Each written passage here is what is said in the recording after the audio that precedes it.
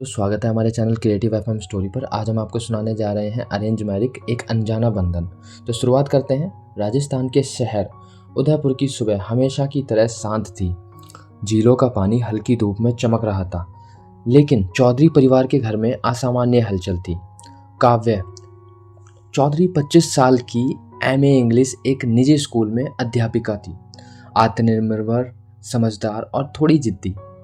उसके लिए शादी कोई सपना नहीं बल्कि एक जिम्मेदारी थी, जिसे वह तभी निभाना चाहती थी जब सामने वाला उसे समझे। दूसरी तरफ आरव मेहता 29 साल, जयपुर में अपनी स्टार्टअप कंपनी चलाता था। शांत, कम बोलने वाला, लेकिन गहराई से सोचने वाला इंसान। दोनों परिवार को यह रिश्ता एक रिश्तेदार के जरिए मिला। काव्या की माँ ने कहा, लड़का अच्छा है, अपना बिजनेस है, परिवार भी पढ़ा लिखा है। काव्या ने सीधा सवाल किया, मम्मी, क्या उसने पूछा कि मैं शादी के बाद भी जॉब करूंगी? हाँ, उसने कहा कि उसे कोई दिक्कत नहीं। काव्या चुप हो गई। यह उसके लिए सबसे बड़ा मुद्दा था। पहली मुलाकात। दोनों परिवार उदयपुर के एक पुराने हवेली रेस्टोरेंट में मिले। आरव ने हल्की नीली शर्ट पहनी थी। वह नर्वस था, लेकिन दिखाना नहीं चाहता था। काव्या साधारण सूट में आई। उसकी आंखों में झिझक थी। औपचारिक बातों के बाद दोनों को अकेले बैठना दिया गया। कुछ मिनट चुप्पी रही। आरव ने शुरुआत की, आपको अरेंज मैरिज से कोई दिक्कत तो नहीं? काव्या बोली, दिक्कत तब है जब शादी समझौता बन जाए। आरव ने सिर हिलाया, मेरे लिए शादी पार्टनरशिप है। मैं चाहता हूँ कि जो भी मेरी ज़िंदगी में आए वह खुद को खोए नहीं। उस एक काव्य ने काव्य के मन की दीवार थोड़ी कमज़ोर कर दी। हाँ या ना। अध्याय 3। मुलाकात के बाद दोनों ने एक हफ्ते का समय लिया। काव्या के मन में सवाल थे। क्या वह उदयपुर छोड़ पाएगी? क्या आरव सच में उसे समझ पाएगा?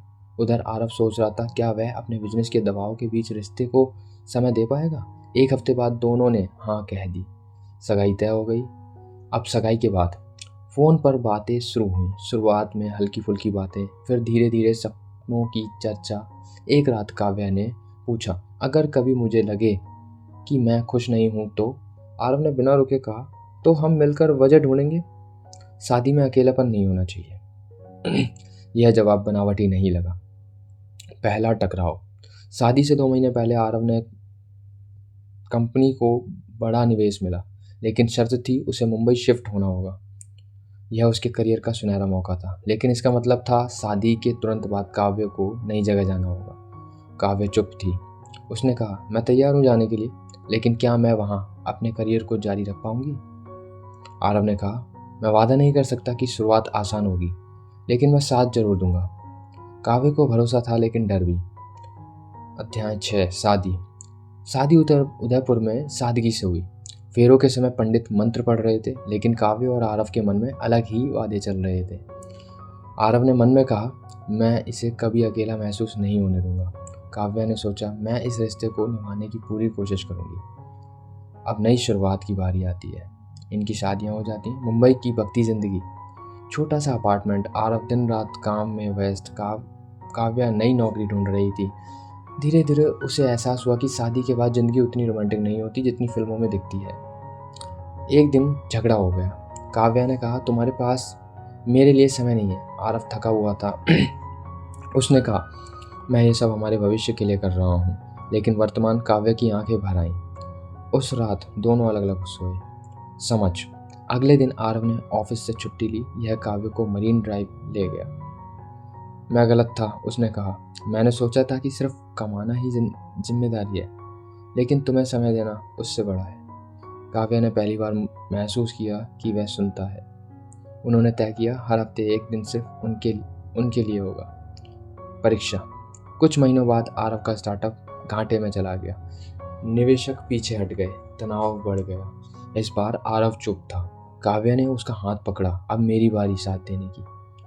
उसने अपनी नौकरी से घर का खर्चा संभालना शुरू किया। आरव ने पहली बार महसूस किया, शादी में बराबरी क्या होती है।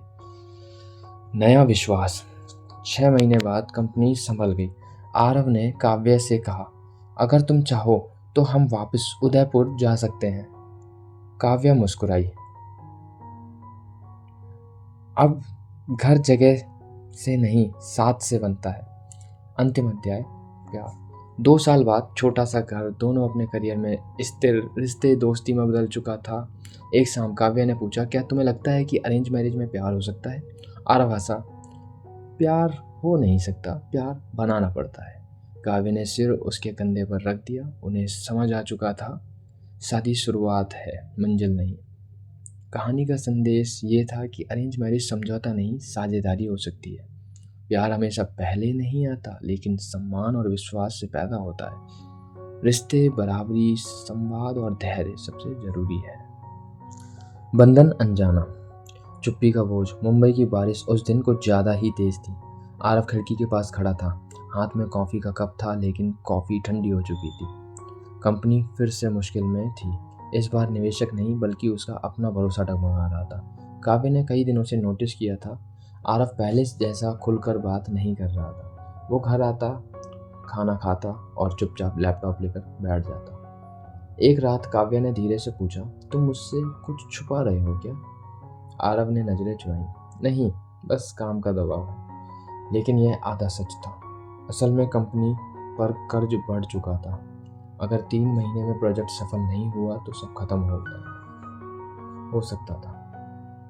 काव्या को उसकी आंखों में डर दिख रहा था। उसने कहा, अगर तुम गिरोगे तो मैं पकड़ लूंगी, लेकिन मुझे बताओ तो सही। आरव ने पहली बार अपने डर को शब्द दिए। उस रात दोनों देर तक बातें करते रहे। काव्या ने सिर्फ एक बात कही, तुम्हारी असफलता से मुझे डर नहीं लगता, तुम्हारी चुप्पी से लगता है। उस रात चुप्पी टूटी। आत्मसम्मान। कंपनी की हालत खराब थी, खर्चे कम करने पड़े। आरव ने सुझाव दिया कि काव्या अपनी जॉब छोड़ दे ताकि घर और खर्च संभल सके। काव्या चुप हो गई। उसने शांत जवाब में आवाज में कहा, मैं तुम्हारा सपना मुश्किल में था, मैंने संभाला, अब मेरा सपना क्यों रोकूं? आरव को अपनी गलती का एहसास हुआ। उसे समझ आया, शादी में त्याग एक तरफा नहीं होना चाहिए। उसने माफ़ी मांगी। उस दिन से उसने कभी काव्या में काम को छोटा नहीं समझा। एपिसोड 13 दूरी। समय बीतता गया, काम का तनाव फिर बढ़ा। इस बार काव्या व्यस्त थी। उसे स्कूल में प्रमोशन मिल गया था। अब वह देर से घर आती। आरव को महसूस होने लगा कि वह अकेला पड़ रहा है। एक शाम उसने कहा, पहले तुम कहती थी कि समय नहीं देता, अब तुम? काव्या ने हल्की मुस्कान के साथ कहा, अब समझ आ रहा है तुम्हें कैसे लगता था। दोनों हंस पड़े, लेकिन बात मजाक में ख़त्म नहीं हुई। उन्होंने तय किया, हर हफ्ते 9 फ़ोन डे होगा, जब उस दिन सिर्फ वह दोनों होंगे। एपिसोड 14 परिवार का दबाव। उदयपुर से फ़ोन आया। काव्या की माँ ने कहा, 2 साल हो गए शादी को, खुशखबरी कब दोगी? काव्या चुप थी। उसने अभी बच्चा प्लान नहीं किया था। वह अपनी करियर के इस मुकाम में छोड़ना नहीं चाहती थी। आरव ने साफ कहा, यह फैसला हमारा होगा, लेकिन समाज की बातें दिल असर करती हैं। काव्य पहली बार अंदर से टूटी महसूस हुई। एपिसोड 15 डर। एक दिन ऑफिस से लौटते हुए काव्या को छोटा सा एक्सीडेंट हो गया। कुछ गंभीर नहीं था, लेकिन आरव अस्पताल पहुंचा तो उसकी हालत देखकर डर गया। उसने पहली बार सोचा, अगर उसे कुछ हो जाता तो। उस रात वह सो नहीं पाई। उसने महसूस किया अभी काव्या से कितना जुड़ चुका है। प्यार अब शब्द नहीं था, डर था खो देने का। नया मोड़। आरव की कंपनी को आखिरकार एक बड़ा क्लाइंट मिल गया। सब कुछ पटरी पर आने लगा, लेकिन इस बीच काव्या को दिल्ली के एक प्रतिष्ठित कॉलेज से ऑफर आया। यह उसका सपना था। समस्या, दिल्ली जाना मतलब फिर से दूरी। आरव ने बिना सोचे कहा, तुम जाओ। काव्या हैरान थी, और तुम? मैं संभाल लूंगा, अगर तुम्हारे सपने पूरे नहीं हुए तो हमारी शादी अधूरी होगी। लंबी दूरी। काव्या दिल्ली चली गई। वीडियो कॉल, मैसेज, छोटे छोटे सरप्राइज, लेकिन दूरी आसान नहीं थी। एक रात काव्या रो पड़ी। शादी साथ रहने के लिए की थी, दूर रहने के लिए नहीं। आरव ने कहा, यह दूरी अस्थायी है, लेकिन तुम्हारा सपना स्थायी है। दोनों ने भरोसा चुना। पुनर्मिलन। 1 साल बाद काव्या ने अपना कॉन्ट्रैक्ट पूरा किया। वह मुंबई वापस लौटी। एयरपोर्ट पर आरव खड़ा था। दोनों ने बिना शब्द के एक दूसरे को गले लगाया। उन्हें समझ आ चुका था, शादी सिर्फ साथ रहना नहीं, बल्कि साथ निभाना है, चाहे पास हो या दूर। नया जीवन। इस बार दोनों ने मिलकर फैसला किया। अब वे परिवार बढ़ाने के लिए तैयार थे, लेकिन यह फैसला समाज के दबाव में नहीं बल्कि अपने समय पर लिया गया। काव्या ने कहा, अब मुझे डर नहीं लगता क्योंकि मुझे पता है तुम साथ हो। सच्चा प्यार। एक शाम मरीन ड्राइव पर बैठे हुए काव्या ने पूछा, अगर हमारी शादी लव मैरिज होती तो क्या हम अलग होते? आरव मुस्कुराया, शायद हम पहले प्यार में पड़ते, लेकिन अरेंज मैरिज में हमने पहले भरोसा सीखा। काव्या ने कहा, और भरोसे से बड़ा प्यार कोई नहीं। समंदर की लहरें गूंज रही थीं। उनकी कहानी में परफेक्ट मोमेंट नहीं थे, गलतियां थीं, झगड़े थे, आंसू थे, लेकिन हर बार उन्होंने चुना भागना नहीं, समझना। इंतजार। मुंबई की सुबह पहले जैसी नहीं रही थी। अब घर में एक नई शांति थी, ऐसी शांति जिसमें उम्मीद छुपी थी। काव्य माँ बनने वाली थी। रिपोर्ट हाथ में लेते समय उसकी उंगलियां कांप रही थी। आरव के चेहरे पर पहली बार वो मासूम खुशी दिखी जो किसी बच्चे जैसी थी। सच? उसने धीरे से पूछा। काव्य ने सिर हिलाया। दोनों हंसे भी और चुप भी हो गए, क्योंकि खुशी के साथ एक नया डर आया था। क्या वे तैयार हैं? प्रेगनेंसी आसान नहीं थी। काव्या को सुबह सुबह उल्टियाँ, कमजोरी, मूड स्विंग। वह जो हमेशा मजबूत दिखती थी अब छोटी छोटी बात पर रो देती थी। एक रात उसने गुस्से में कहा, तुम समझ नहीं सकते मैं क्या महसूस कर रही हूँ। आरव चुप रहा। वह सच में नहीं समझ सकता था, लेकिन उसने सीख लिया हर चीज़ समझना जरूरी नहीं, साथ देना जरूरी है। वह रात को उठकर उसके लिए पानी लाता, उसके पैरों की सूजन पर हल्की मालिश करता। प्यार अब शब्द नहीं था, सेवा था। उसी दौरान कंपनी फिर एक मुश्किल में फंस गई। मार्केट में नया कॉम्पिटिटर आ गया। आरव के अंदर पुराना डर लौट आया, अगर सब खत्म हो गया तो। लेकिन इस बार उसने चुप्पी नहीं चुनी। उसने काव्य से कहा, मुझे डर लग रहा है। काव्य ने उसके हाथ पकड़ा। इस बार हम 3 हैं, डर को भी जगह बांटनी पड़ेगी। आरव हंस पड़ा। अस्पताल की सफ़ेद दीवारें, एंटीसेप्टिक की गंध, तेज रोशनी। काव्य दर्द में थी। आरव का बाहर बेचैन खड़ा था। जब पहली बार बच्चे की रोने की आवाज़ आई, आरव की आंखों में आंसू थे। एक बेटी हुई थी, छोटी सी उंगलियां, बंद आंखें, हल्की सी मुस्कान। काव्य ने थके हुए सुर में पूछा, कैसी है? आरव ने कहा, तुम जैसी। उस पल दोनों बदल गए। घर में अब रोने की आवाज़ें थीं। रात को 3-3 बजे उठना, डायपर बदलना, दूध बनाना। काव्य थक जाती थी, कभी कभी चिढ़ जाती थी। एक रात उसने रोते हुए कहा, मैं पहले जैसे क्यों नहीं महसूस करती। उसे लगा अस्तित्व सिर्फ माँ बनकर रह गया है। आरव ने धीरे से कहा, तुम सिर्फ माँ नहीं, तुम वही काव्य हो जिससे मैं शादी करके लाया था। उसने अगले दिन से ऑफिस का समय कम कर दिया। कुछ महीने बाद काव्य को फिर से पढ़ने की इच्छा हुई, लेकिन डर था, क्या वह बच्चे को और करियर दोनों संभाल पाएगी। समाज की आवाज फिर आई, अब तो घर पर ध्यान दो। आरव ने साफ कहा, जो तुम्हें जिंदा महसूस कराए वही करो।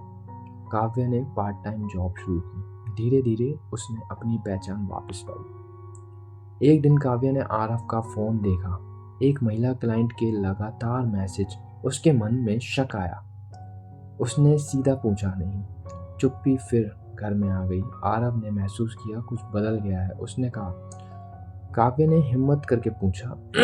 आरव ने फोन सामने रख दिया। अगर शक रहेगा तो प्यार घुट जाएगा। गलतफहमी खत्म हुई, लेकिन उन्होंने सीखा, विश्वास को रोज बचाना पड़ता है। उदयपुर से खबर आई, आरव के पिता की तबीयत गंभीर है। दोनों तुरंत गए। कुछ दिन बाद उनका निधन हो गया। आरव टूट गया। पहली बार काव्य ने उसे बच्चे की तरह रोते हुए देखा। उसने सिर्फ एक काम किया, उसके पास बैठी रही, बिना सलाह, बिना भाषण। कभी कभी साथ होना ही काफी होता है। साल गुजरते गए। बेटी अब 5 साल की थी। घर में हंसी थी, लेकिन जिम्मेदारियां भी। एक शाम काव्य ने कहा, हम पहले जैसे क्यों नहीं रहे। आरव मुस्कुराया, हम पहले से बेहतर हैं। पहले प्यार था, अब समझ है। दोनों ने महसूस किया रिश्ता परफेक्ट नहीं लेकिन सच्चा है। मरीन ड्राइव, वही जगह जहां कभी झगड़े सुलझे थे। आरव ने कहा, अगर उस दिन हमने हाँ नहीं कहा होता तो। काव्य ने हंसकर जवाब दिया, तो शायद हम किसी और के साथ होते, लेकिन इतने सच्चे नहीं। समंदर की लहरें आ जा रही थी, जिंदगी भी ऐसी ही थी। उन्होंने सीखा, शादी में रोमांस कम हो सकता है, लेकिन अगर सम्मान बचा रहे तो प्यार कभी खत्म नहीं होता। अब दोनों की उम्र बढ़ रही थी और दूरियां भी बढ़ रही थी। 10 साल बीत चुके थे। मुंबई का वही घर अब बड़ा हो चुका था। आरव की कंपनी सफल थी। काव्य कॉलेज में स्थायी प्रोफेसर बन चुकी थी और उनकी बेटी अनवी अब 10 साल की हो गई थी। सब कुछ परफेक्ट दिखता था, लेकिन हर परफेक्ट तस्वीर के पीछे हल्की दरारें होती हैं। अब बातचीत ज़्यादातर अनवी की पढ़ाई, फीस, ऑफिस मीटिंग्स और घर के खर्चे तक सीमित हो गई थी। एक रात काव्य ने महसूस किया, वो और आरव घंटों एक ही कमरे में रहते हैं, लेकिन एक दूसरे से बात नहीं करते। उसने धीरे से पूछा, क्या हम ठीक हैं? आरव ने मोबाइल से नज़र हटाई बिना कहा, हाँ, क्यों?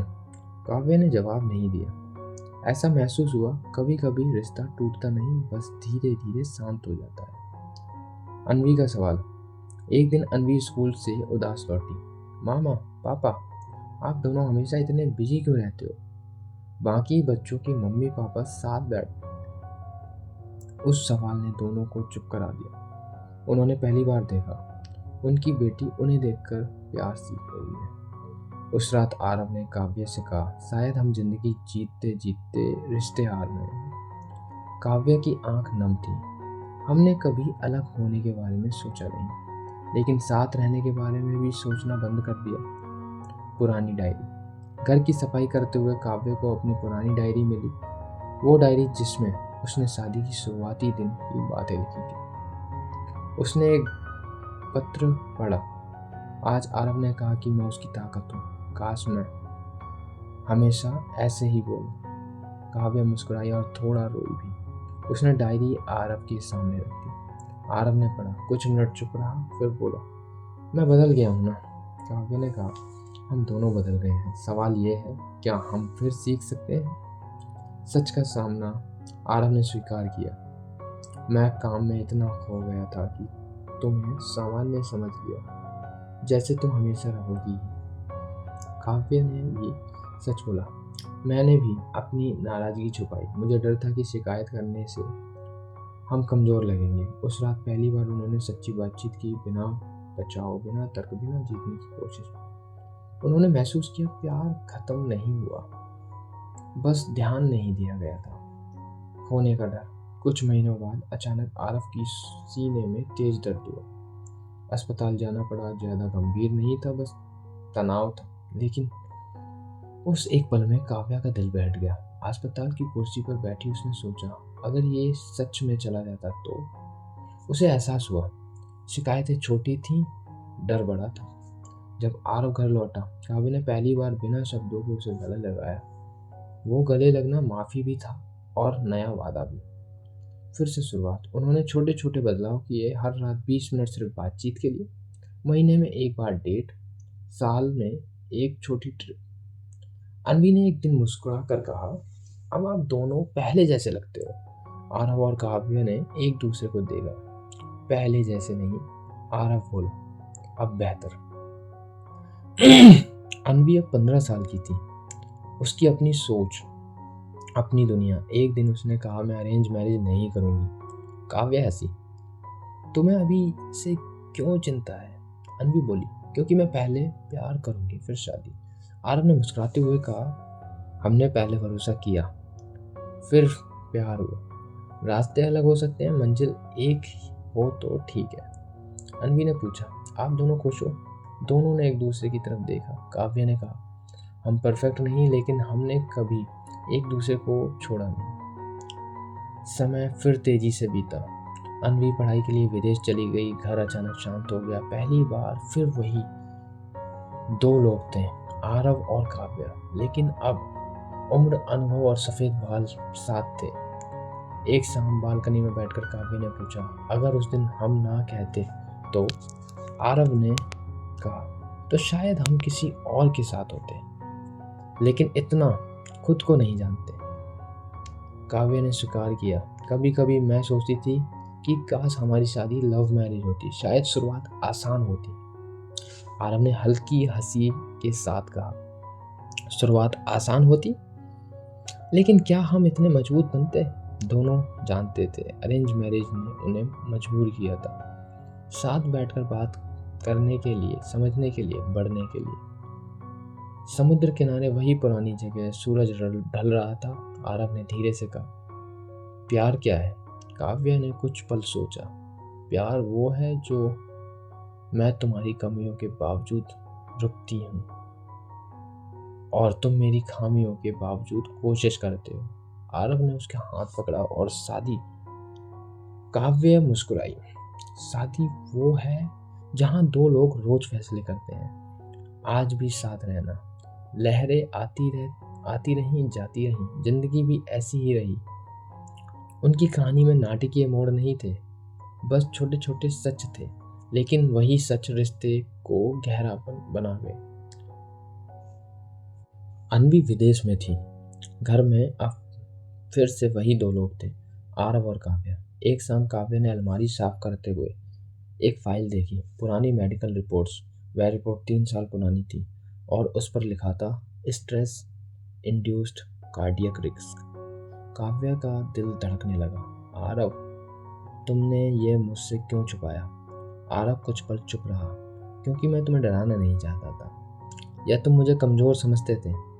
उसकी आवाज़ कांप रही थी। आरव ने धीरे से कहा, नहीं, मैं खुद को कमज़ोर मानने से डर रहा था। उस दिन पहली बार काव्य को एहसास हुआ, जो आदमी हमेशा मजबूत दिखता था वो अंदर से कितना डरता था। धीरे धीरे काव्य ने नोटिस किया कि आरव पहले जैसा ऊर्जावान नहीं रहा। थकान जल्दी हो जाती थी, बात करते करते रुक जाता था। एक रात उसने पूछा, क्या तुम्हें कभी लगता है कि हमने बहुत देर से जीना शुरू किया है? आरव ने मुस्कुराकर कहा, शायद, लेकिन कम से कम हमने सीखा तो। उस मुस्कान में हल्की थकान थी। काव्य ने पहली बार भविष्य से डर महसूस किया। एक सुबह आरव ऑफिस के लिए निकला। दोपहर में फ़ोन आया, मैडम, सबको अस्पताल लाया गया है। दुनिया कुछ सेकंड के लिए रुक गई। अस्पताल के कॉरिडोर में खड़ी काव्य की सांस तेज थी। डॉक्टर ने कहा, माइल्ड हार्ट अटैक था, अभी खतरे से बाहर है। अभी खतरे से बाहर है? ये शब्द राहत भी थे और चेतावनी भी। आरव बेड पर लेटा था, कमजोर, लेकिन मुस्कुराने की कोशिश करता हुआ। डर गई थी। उसने हल्के से पूछा। काव्य की आंख से आंसू बह निकले। मैंने तुम्हें कभी खोने के बारे में सोचा ही नहीं था। घर लौटने के बाद सब बदल गया, दवाइयाँ, चेकअप, परहेज, लेकिन सबसे ज़्यादा बदली काव्य। वह हर छोटी बात पर ध्यान देने लगी, हर सांस पर। एक रात उसने कहा, अगर तुम्हें कुछ हो जाता तो मैं अधूरी रह जाती। आरव ने उसकी हथेली पकड़ी। हम सब अधूरे ही होते हैं काव्या, बस साथ होने पर पूरा महसूस करते हैं। उस रात दोनों देर तक जागते रहे। पहली बार उन्होंने खुलकर मौत के बारे में बात की, डरते हुए लेकिन सच के साथ। समय की कीमत। आरव ने अपनी कंपनी की जिम्मेदारियां कम कर दी। अब वो शाम को जल्दी घर आता। दोनों साथ चाय पीते, पुरानी तस्वीरें देखते। एक तस्वीर में शादी का दिन था। काव्या ने कहा, तब हम कितने अनजान थे। आरव हंसा, और अब इतने जानकर कि हर गलती याद है। दोनों की हंसी में हल्का दर्द था, क्योंकि उन्हें समझ आ गया था, समय सीमित है। अनवी की वापसी। अनवी को जब सब पता चला, वह तुरंत वापस आई। उसने पापा को गले लगाकर कहा, अब आपकी बेटी कहीं नहीं जाएगी। बेटी की आरव बोला, मुझे बेटी की शादी देखनी है। आरव की आंख भर आई। वह जानता था समय पहले जैसा नहीं है। आरव ने कहा, चलो एक बार फिर उदयपुर चलते हैं, वही शहर जहां सब शुरू हुआ था। झील के किनारे बैठकर काव्या ने कहा, क्या तुम्हें कभी पछतावा हुआ कि हमने अरेंज मैरिज की? आरव ने सिर हिलाया। अगर प्यार पहले होता तो शायद भरोसा बाद में आता, लेकिन हमने भरोसे से शुरुआत की, इसलिए आज भी साथ हैं। काव्य ने उसका कंधा पकड़ लिया। जो महसूस हो रहा था, यह सफ़र अब धीरे चल रहा है। रात को आरव ने अचानक कहा, अगर मैं पहले चला गया तो? काव्य की आंख भर आई।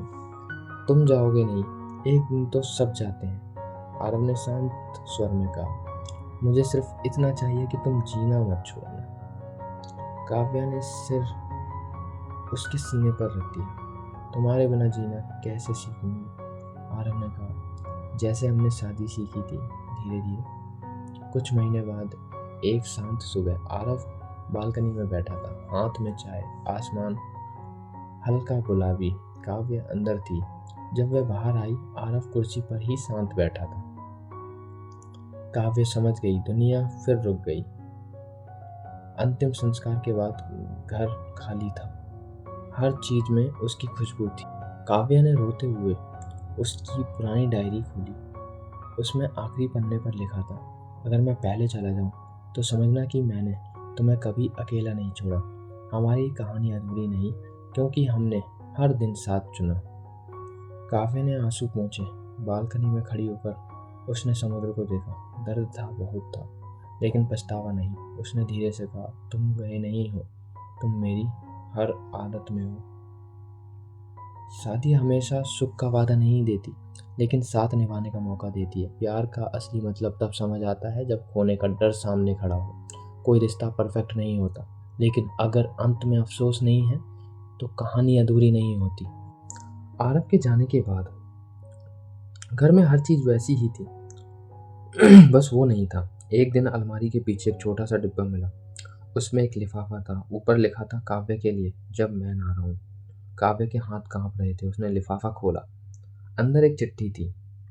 काव्य, अगर तुम ये पढ़ रही हो तो शायद मैं अब तुम्हारे सामने नहीं हूं, लेकिन एक सच है जो तुम्हें कभी बता नहीं पाया। शादी के 5वें साल जब कंपनी डूब रही थी, मैंने बहुत बड़ा जोखिम लिया था, और उस जोखिम में मैंने तुम्हारे नाम पर लोन लिया, बिना तुम्हें बताए। मैं डर गया था। मैं तुम्हारी आंखों में निराशा नहीं देखना चाहता था। अगर कभी तुम्हें उस लोन के बारे में पता चले तो जानना कि मैंने वो गलती डर में की थी, बेवफाई में नहीं। काव्या की सांस रुक गई। उसे कभी उस लोन का पता ही नहीं चला था। उसने तुरंत फाइल निकाली। सच था, कुछ रकम अभी भी बाकी थी। उसका दिल टूटा, लेकिन गुस्से से ज्यादा दुख था। तुमने मुझ पर भरोसा क्यों नहीं किया आरव? उसी डिब्बे में एक और कागज था, वसीयत, और उससे एक और झटका। कंपनी का आधा हिस्सा अनवी के नाम नहीं, बल्कि एक और नाम के नाम था, आरुष। काव्य का दिल और जोर से धड़कने लगा। आरुष कौन? काव्य ने पुराने कागज खंगाले। उससे पता चला आरुष एक 22 साल का लड़का है, और कंपनी के दस्तावेज में उसे नॉमिनी लिखा गया था। दिमाग में शक ने जन्म ले लिया। क्या आरव की जिंदगी में कोई और भी था? इतने सालों का भरोसा क्या अधूरा था? काव्य ने आरुष को पता ढूंढा। वो मुंबई के एक छोटे से इलाके में रहता था। जब दरवाजा खुला, सामने एक लड़का खड़ा था। उसकी आंखें बिल्कुल आरव जैसी। काव्य का दिल बैठ गया। आरुष ने धीरे से कहा, आप काव्य आंटी हैं? उस शब्द ने सब बदल दिया। आरुष ने सच बताया। मेरी माँ आरव सर की कॉलेज फ्रेंड थी। जब मैं 5 साल का था, मेरी माँ की मौत हो गई। मेरे पिता पहले ही छोड़ चुके थे। सर ने मुझे पढ़ाया, संभाला, लेकिन कभी घर नहीं लाए। उन्होंने कहा था, मेरी पत्नी को कभी लगे कि मैंने उसे धोखा दिया है, यह मैं बर्दाश्त नहीं कर पाऊंगा। काव्य की आंखों में आंसू बह निकले। तो मैं उनका बेटा नहीं हूँ, लेकिन उन्होंने मुझे बेटा बनने से कभी रोका भी नहीं। आरुष ने एक और बात कही, आंटी, पापा फिर खुद को सुधारा। सर अपने आखिरी महीने में यहाँ आते थे। वो कहते थे कि अगर कभी उन्हें कुछ हो जाए तो आप अकेली ना रहें। उन्होंने मुझे कहा था कि मैं आपकी मदद करूं, लेकिन सच बताने की हिम्मत उन्हें नहीं हुई।